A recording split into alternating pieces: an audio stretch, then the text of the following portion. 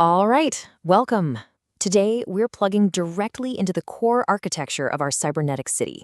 We're not just looking at some new shiny app or district, we're talking about a massive foundational upgrade to its entire economic grid, an upgrade that goes by the name of based rollups.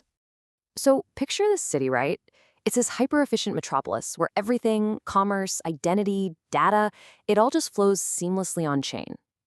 Every single transaction is like a pulse of light in this massive digital landscape. But beneath all that gleam, there's a vulnerability, a single centralized pillar that's holding up huge sections of our economy. And if that pillar cracks, well, entire districts could just go dark. So what is this critical flaw? We call it the sequencer dilemma. And you know what?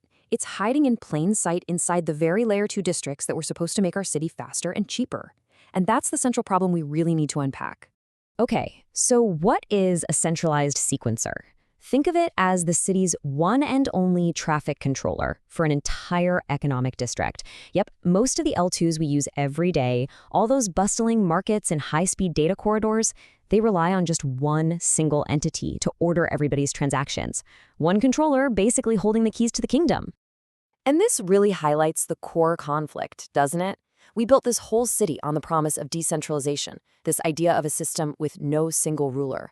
But in our race to scale, we've accidentally created these centralized choke points. So what happens if that one traffic controller just goes offline? Or even worse, what if it decides it doesn't like your transactions and starts censoring you? All of a sudden, your so-called decentralized district starts to feel very, very centralized.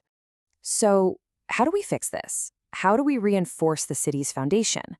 Well, this brings us to a totally new architectural blueprint, a whole new way of thinking about how we build. It's time to talk about what it really means to be based. And the term itself, it comes from Ethereum researcher Justin Drake. And look, it's not just some meme, okay? It's a deeply technical concept. Based simply means that the rollup is sequenced by the base layer. In our city's case, that's Ethereum Layer 1. It's all about giving a core piece of logic back to the city's most secure foundation. So here's the crucial point. A based rollup doesn't have its own sequencer. It doesn't go out and hire its own private traffic controller. Instead, it outsources that whole job of ordering transactions directly to the main city grid, to the Ethereum L1 itself. And by doing that, it just inherits everything that makes the base layer so powerful. It gets its uptime, its rock-solid security, and its decentralization. So how does this technical handshake actually work? The best way to wrap your head around it is with a pretty simple analogy: the toll booth. Think of a standard rollup, the kind we have a lot of today, as a private toll road. It's super fast, super efficient, because it's got its own dedicated staff. That's the centralized sequencer, managing all the lanes. But what if that staff decides to go on strike, or just doesn't show up one day? The entire road shuts down. You're completely stuck.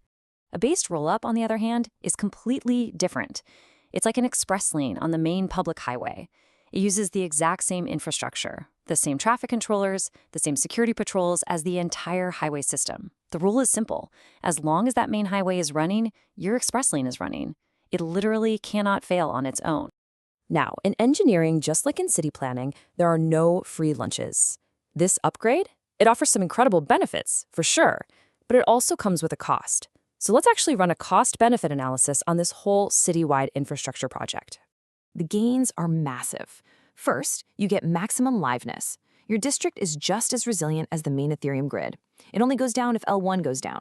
Second, economic alignment. All that value that gets extracted from ordering transactions, MEV, it flows right back to the L1, which helps strengthen the security for the entire city. And third, simplicity. Architects can plug new districts directly into the grid without having to build their own complicated, fragile consensus systems from scratch. This chart just lays it all out. Just look at that right column. For liveness, censorship resistance, complexity, a based rollup just inherits the properties of Ethereum L1. It is a fundamental shift from building these fragile, independent systems to building on top of a shared, incredibly secure foundation. So, what's the tax? What's the price we pay for all this security and simplicity? It's this number: 12 seconds. Because a based rollup relies on that main highway, it's also stuck at its speed limit, and that's the Ethereum block time.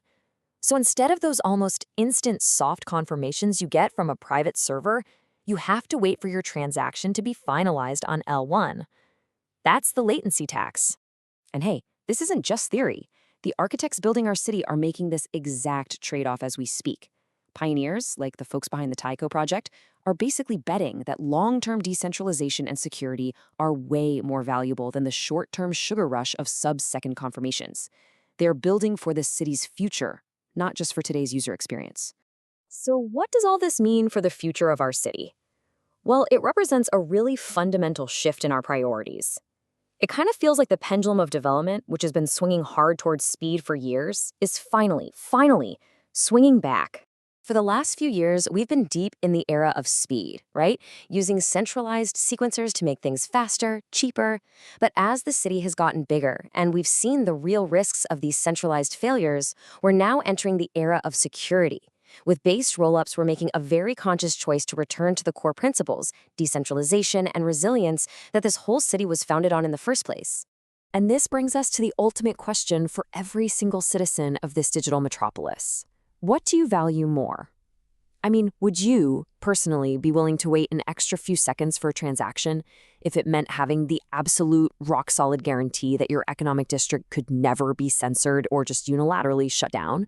And looking even further ahead, what happens when we solve that latency tax? With new technologies like pre-confirmations on the horizon that are trying to give us the best of both worlds, do you think based rollups are the inevitable endgame? Will every single district in our city eventually plug directly into the main grid?